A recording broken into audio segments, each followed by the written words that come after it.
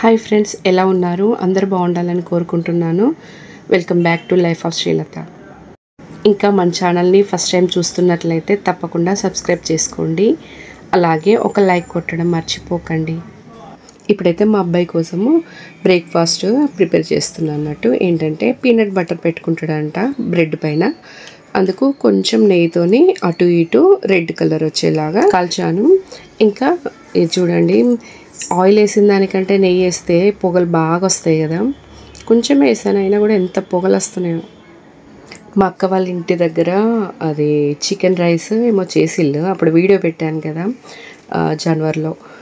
అప్పుడు కూడా అంతే, ఎంత మంటలు వెళ్ళాయో. ఫస్ట్ వీళ్ళు నూనె పోయకుండా నెయ్యి వేసిళ్ళు, అది మంట ఫుల్ ఉండే, మొత్తం మంటలు వెళ్ళినాయి గిన్నెలో నుండి. మళ్ళీ స్టవ్ ఆర్పేసి మళ్ళీ నూనె పోసిన తర్వాత మళ్ళీ నెయ్యి వేసిళ్ళు వేరే గిన్నె పెట్టి. ఇంకా బ్రెడ్ కాల్చుకున్న తర్వాత పీనట్ బటర్ వాడే పెట్టుకుంటున్నాడు. ఇట్లా ఒక్క సైడ్ పెట్టేసి ఇంకో బ్రెడ్ దానిపైన పెట్టేసి ఇంకా తిన్నాడు. ఇంకా ఈ గిన్నె అయితే డీమార్ట్లో తీసుకున్నాను, చిన్న గిన్నె. వాడికి వండడానికి చిన్నవి లేవు, పెద్ద పెద్ద వాటిలలో వండాల్సి వస్తుంది. ఇది ఒకసారి స్టిక్కర్స్ తీసేద్దామనేసి స్టవ్ మీద పెట్టి వేడి చేశాను గిన్నె. ఎంత ఈజీగా వస్తున్నాయి చూడండి. అంటే చాలామందికి తెలిసే ఉంటుంది, తెలియని వాళ్ళకి. ఈరోజు లంచ్లోకి వట్టి టమాటానే వండు మమ్మీ అని అన్నాడు. అందుకని నేను వట్టి టమాటానే వండుతున్నాను అన్నట్టు, ఏం వేయకుండా. గిన్నె పెట్టుకొని ఒక 3 టేబుల్ స్పూన్స్ ఆయిల్ వేసి వేడెక్కాక ఆవాలు జీలకర్ర కూడా వేసి 2 పచ్చిమిర్చి నిలువుగా చీల్చాను, ఎందుకంటే అవి ఈజీగా తీసి పాడేసేలాగా ఉంటుంది కదా అని. ఒకటి పెద్ద ఆనియన్ చిన్న ముక్కలుగా కట్ చేసి ఇందులో వేసాను. అలాగే కొద్దిగా కరివేపాకు.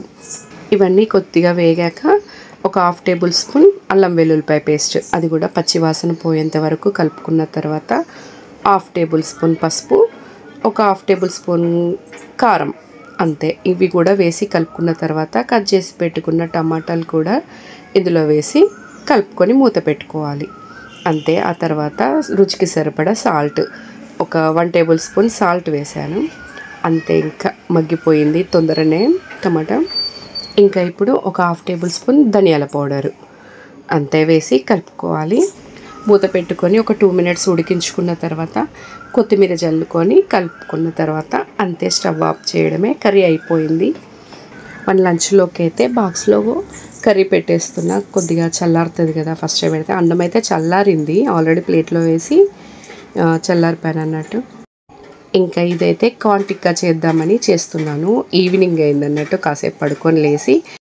ఇంకా మా బాబు వచ్చే టైం అవుతుంది కదా, వాడు రాగానే ఏమన్నా ఉందా మమ్మీ ఆకలి అని అంటాడు. అందుకే ఈ టిక్కాస్ చేద్దామని చేస్తున్నా. ఫస్ట్ కార్న్స్ ఒక కప్పడు మిక్సీలో వేసి కొద్దిగా కచ్చపచ్చ, మొత్తం పేస్ట్ లాగా కాకుండా కొంచెం లైట్గా బరకగా రుబ్బుకోవాలి మిక్సీలో వేసి.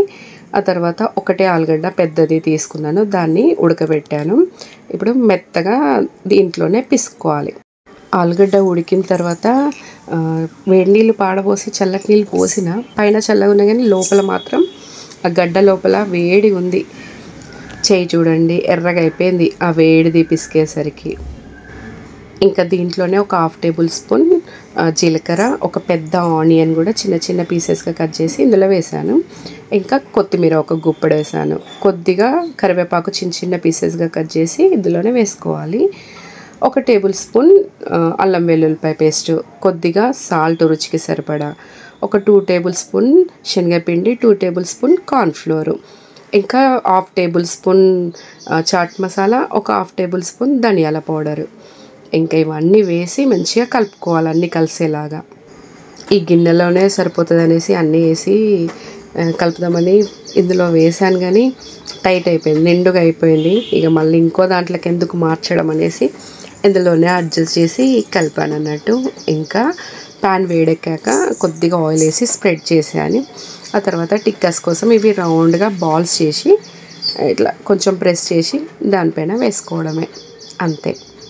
కవర్ పైన కూడా లేకపోతే క్లాత్ పైన కూడా వేసి ఇట్లా టిక్కస్ లాగా చేసుకొని వేసుకోవచ్చు, కానీ ఇక నేను చేయి తడి చేసుకొని చేశాను అన్నట్టు. ఈ టిక్కస్ వేసిన తర్వాత చుట్టూరుగా లైట్గా ఆయిల్ వేసుకోవాలి. అలాగే 2 సైడ్స్ అట్లా కాల్చుకోవాలి రెడ్గా అయ్యే వరకు.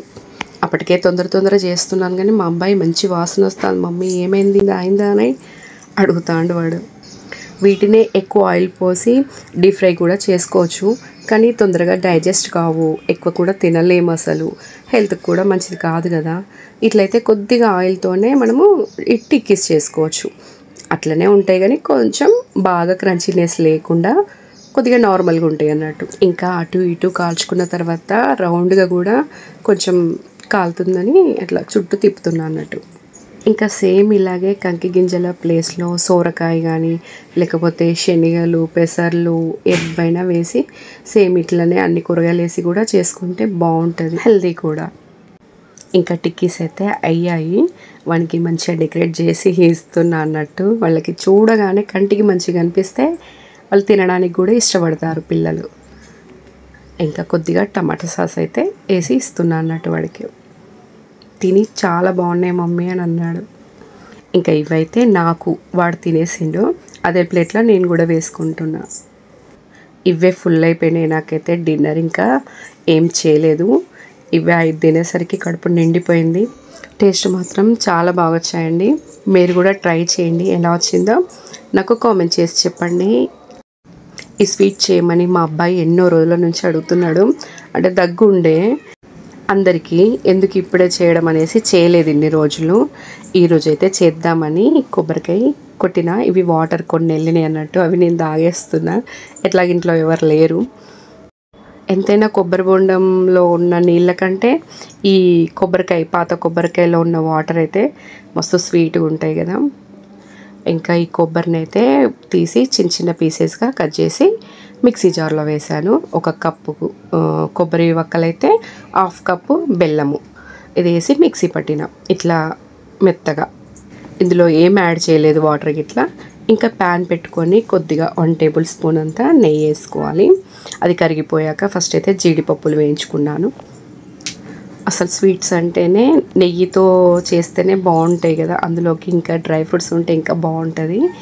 ఇంకా అదే నెయ్యిలో మిగిలింది కదా జీడిపప్పు వేయించుకున్నాక, అదే నెయ్యిలో రవ్వ కూడా 1/2 కప్పు కంటే కొంచెం తక్కువ మంట సిమ్లో పెట్టుకొని వేయించుకోవాలి రెడ్గా అయ్యే వరకు.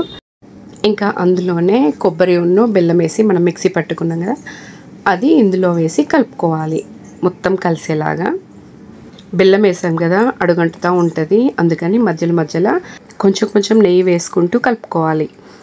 ఇప్పుడు కొద్దిగా 1/4 టేబుల్ స్పూన్ అంతా ఇలాచీ పౌడర్ కూడా వేసి కలుపుకోవాలి. స్వీట్స్లోకి అసలు ఇలాచీ పౌడర్ మంచి ఫ్లేవర్ ఇస్తుంది కదా. మరి చాలాసేపు కూడా స్టవ్ మీదనే ఉంచేసుకొని కలుపుతూ ఉన్నా కూడా బెల్లం వేసాం కదా, అది పాకంలాగా అయి గట్టిగా అయిపోతాయి స్వీట్. అందుకని ఒక 2-3 మినిట్స్ చాలు. మధ్యలో నెయ్యి వేసుకుంటూ కలుపుకోవాలి. ఆ తర్వాత ఇక లాస్ట్కి ఇంకా వేయించి పెట్టుకున్న జీడిపప్పులు ఉన్నాయి కదా, అవి కూడా ఇందులో వేసి కలుపుకోవాలి. అంతే, స్టవ్ ఆఫ్ చేసుకోవాలి. ఇంకా అంతే అండి. ఇదైతే డైరెక్ట్ ఇట్లా స్వీట్ లాగా ఇట్లానే తినేయచ్చు, లేకపోతే లడ్డూలు కూడా చుట్టేసి తినేయచ్చు. ఇవి అయితే ఈజీగా 1 వారం వరకు ఉంటాయి ఖరాబ్ కాకుండా. అప్పుడప్పుడు స్వీట్ తినాలనిపిస్తుంది కదా, 5 మినిట్స్లో చేసి తినేయచ్చు. తప్పకుండా మీరు కూడా ట్రై చేయండి, చాలా బాగుంది టేస్ట్ అయితే. ఇప్పుడు తినడానికైతే ఇట్లనే కొంచెం స్పూన్ వేసి ఇచ్చాను, తిన్నారు వీళ్ళు. ఇంకా తర్వాత కొంచెం మిగిలిందంతా లడ్డూలుగా చేసిన. సేమ్ టు ఇలాగే రవ్వ ఎక్కువ వేసుకొని కొబ్బరి తక్కువ వేసుకుంటే రవ్వ లడ్డూలు అయిపోతాయి, చాలా బాగుంటాయి. ఇవి కూడా రవ్వ లడ్డూలానే, కానీ కొబ్బరి ఎక్కువ రవ్వ తక్కువ. అంతే అండి. ఈ వీడియో మీకు నచ్చితే తప్పకుండా సబ్స్క్రైబ్ చేసుకోండి, ఒక లైక్ కొట్టండి. బాయ్.